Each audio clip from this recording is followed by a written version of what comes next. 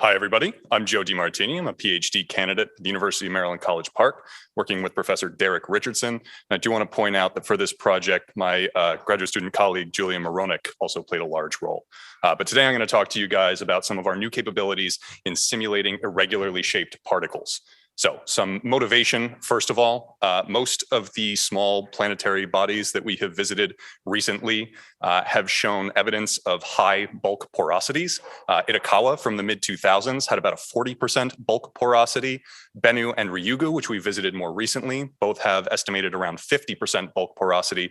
But when we look at the regolith surfaces of these asteroids, particularly on Bennu, in the location of the sample return site, we have an estimated porosity of about 70% in the regolith layer, which means this really, really porous, like high void space surface underneath of what looks like a solid layer of sand, gravel, dust, etc. I know that everybody here is really psyched about the moon, so I'll say also on the lunar surface, the top 50 centimeters in some regions, we have estimated around 40 or 55% porosity as well. So being able to model regolith structures with high porosity is critical for accurately representing these surfaces in our simulations. So the tool that I use for my models is PKDGrav. It's a parallel n-body gravity tree code, and we use a soft sphere discrete element method to model contacts between our spherical particles. So essentially, we let two spheres interpenetrate very slightly at the point of contact as a proxy for surface deformation and interactions, and with the degree of interpenetration mediated by a restoring Hooke's law spring force. We confirm this against realistic physical scenarios, like you can see in the bottom corner there, these very high sphericity rocks that have been smoothed on top of a slate surface covered by felt. If you want an example of this and you don't mind losing a few bucks, I'd be happy to take you to the pool hall on campus. One of our more recent capabilities in PKDGrav is modeling with irregular particle shapes. We take a glued sphere approach to modeling irregular shapes. And the reason that we do this is to simplify the gravity and collision detection algorithms. Gravity for a sphere is very simple, so we glue a bunch of spheres together, and it makes it easy to get those gravitational torques over the difficulties of modeling polyhedra.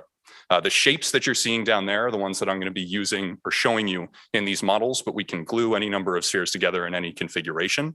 For reference, these shapes in order are dumbbells, diamonds, tetrahedra, rods, and cubes.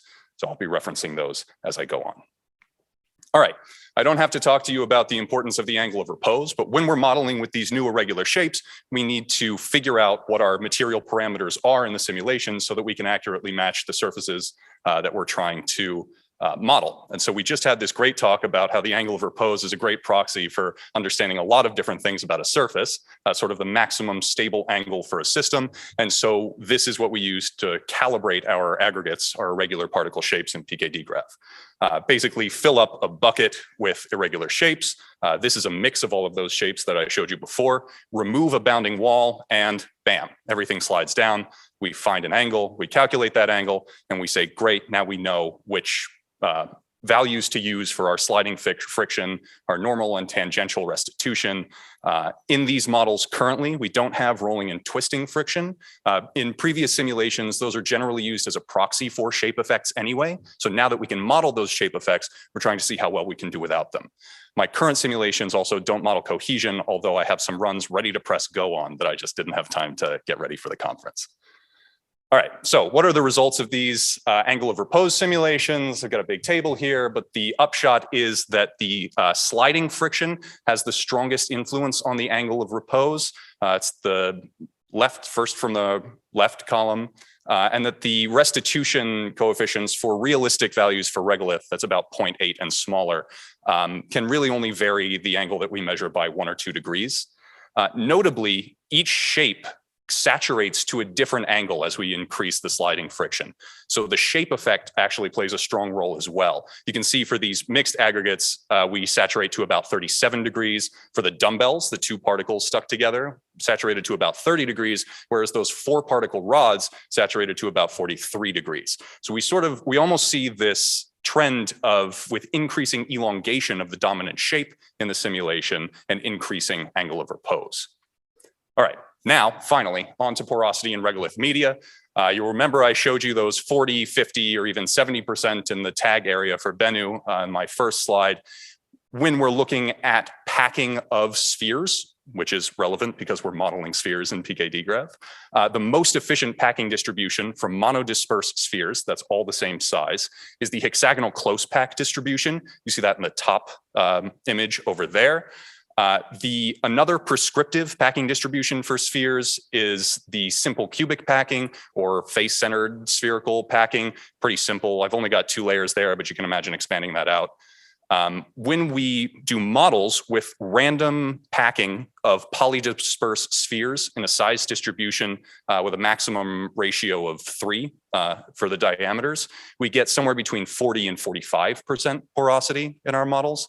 And I'm going to show you guys that with mixed aggregates or irregular particle shapes, we can do much better than that, ranging between 40 and 55% porosity in our media. So the first system that we model is a self-gravitational collapse of irregular particles. We do this with 3 different internal structures, one where we have rubble throughout, so just all of these aggregate shapes here, one with a spherical core in the center. I'm going to press go on the movie. One with a spherical core in the center, where the initial radius of the core is 1/10 of the initial cloud radius, and that core is hexagonally close packed, so it's a tight packing. And we also do a contact binary center or interior, where we have the radius of a sphere and an ellipsoid in the configuration you can see at the bottom there. At the long axis, the ellipsoid is equivalent to the radius of the sphere at 1/20th of the initial cloud radius. So the results of these self-gravity collapse simulations, we find with the mixed aggregates that when we're modeling rubble throughout, we get about a 47.3%, with the spherical core 46.7%. Contact binary was similar to the rubble throughout at 47.2%, whatever that means. Basically, when we have a large spherical core in the center, we measure a decrease in the porosity by about 0.5%. So not a huge amount there. But what we do note is that when I do these simulations with, for example, only the rod-shaped aggregates, the 4 particles in a line, we get a porosity of about 51.5% average between the 3 different interior structures. And as we go to decreasing elongation, so those diamond shapes and then to the mixed aggregates, we get 47%. Decreasing further, we get like 45% for the cubes, 43% for the tetrahedra, and 40-ish for the dumbbells. Okay. So the other situation that we model here is filling a box in uniform gravity. Now, these models have been done in microgravity. That's G times 10 to the minus 6. And if anyone has ever prepared a regolith sample, you know that the way that you fill your box plays a big role in it. So we try a bunch of different box filling mechanisms. These 2 produce the highest porosity structures. So on the left, what you're seeing is what I call a gentle deposition of particles. We basically got layers of particles dropping down just above the current height of the existing bed, such that the impact velocity is very low. And that's important. The other one that we're seeing there is what we call raining particles down. So sort of moving left, filling up this hopper and dropping particles in layers. And the speed at which your hopper oscillates can change the porosity structure and whatnot. But about a 47.5% porosity versus a 46.5% porosity. So we see a 1% difference based on the filling mechanism. But again, these are all without cohesion. And so we think that perhaps when we add that, we could get even higher. So I will leave you guys with my conclusions and some of my future work here. Notably, assemblies that we create with aggregates have similar or greater porosity than the most porous structures we're able to create with spheres. In all cases, the strongest effects on both the angle of repose and the porosity have been linked with the elongation of the dominant shape in the model. But it's worth noting that these shapes are all convex, if you can call them that. So we can model concave shapes as well, and we believe those may produce even higher porosity structures. But with none of these simulations was I able to recreate the 70% or higher porosity in the regolith layer that we estimate on Bennu. Future work, like I said, cohesion is a big deal here. We're going to test different size distributions of particles and different core axis ratios in the self-gravity collapse. So that is all that I've got for you. Happy to take any questions.